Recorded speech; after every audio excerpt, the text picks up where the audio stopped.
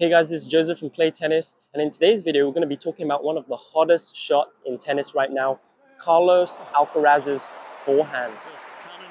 We're going to be breaking it down into key points on what makes the forehand so great and how we can incorporate some of the tips into our own game to take our forehand to the next level. Key point number one is the takeback. So when we look at Carlos's takeback, we can see his elbow is leading and his racket is pointing forward.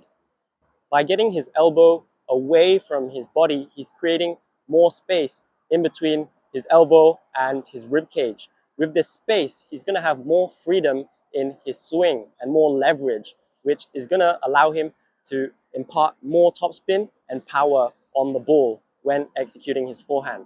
Key point number two is the next phase of his forehand. We see after the take back, he goes into a C swing and the racket comes down before the drop. So you can see the face of his racket is parallel with the ground. It's horizontal facing the ground. This ensures that he's executing a low to high swing path when striking the ball. By adopting this low to high swing path, it's going to allow him to impart more spin on his forehand. Key point number three is the full arm extension.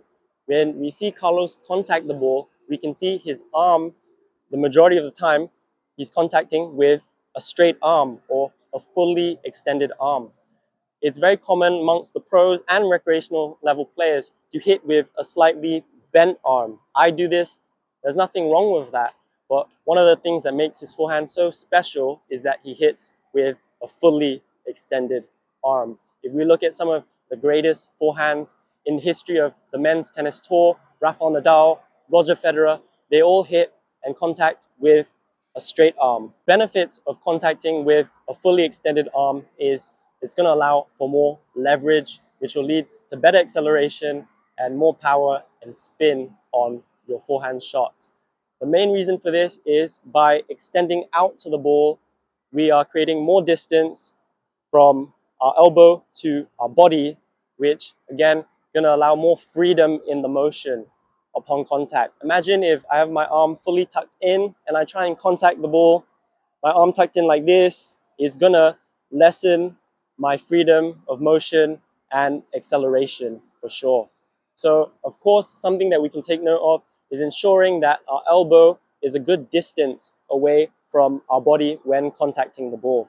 You don't have to be fully extending out like Carlos if it doesn't work for you, but definitely a key pointer to take note of if we want to increase that power and spin on our forehand. Key point number four is the firm yet loose wrist. Firm meaning the strength that goes into executing his forehand. He's obviously a very strong guy and he's keeping hold of the racket. The racket's not flying out of his hand when he's executing these sledgehammer forehands. And when we talk about loose wrist, we're talking about the flexibility and elasticity of his wrist when he's performing a forehand. This elasticity in his wrist is going to allow him to slap through the ball and generate more power and spin. So if we look from beginning to end in this slow motion clip, at the back phase of his forehand, the racket drops, then he goes into an amazing wrist lag, meaning his wrist comes all the way back, and then he swings that racket through, contact with fully extended arm, and performs almost like a wrist slapping motion through contact and follow through, which again, the help of that elastic wrist is one of the things that's helping him create that amazing power and spin, like he's cracking a whip.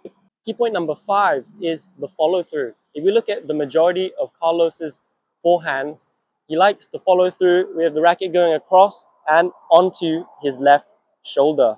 This indicates that he's driving through the ball, and when he's attacking, and he's a very aggressive tennis player, he follows this swing path and follow through. Occasionally, he likes to go over his head with a buggy whip style forehand, like we see with Nadal.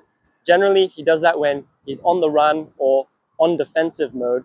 However, he does like to attack, and when he does attack with those huge, powerful forehands, he's ensuring that he drives through the ball and brings the racket to the shoulder rather than being too vertical with his swing path and getting a more loopy shot.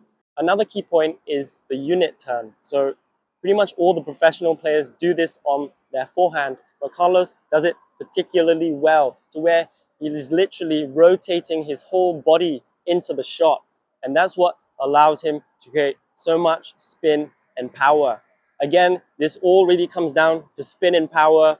That's what makes a great forehand, as well as efficiency and consistency. So before I wrap up this video, I just want to conclude on the key points, which is great preparation with his unit turn and his elbow leading the way and racket pointing forward. Then at the racket drop, his wrist comes back with an amazing wrist lag. He sledgehammers that racket through the air, contacting the ball with a straight arm or extended arm, and then cracking that wrist through the ball, driving the racket to his left shoulder. That pretty much wraps it up for today's video. I hope you found the tips useful. Stay safe.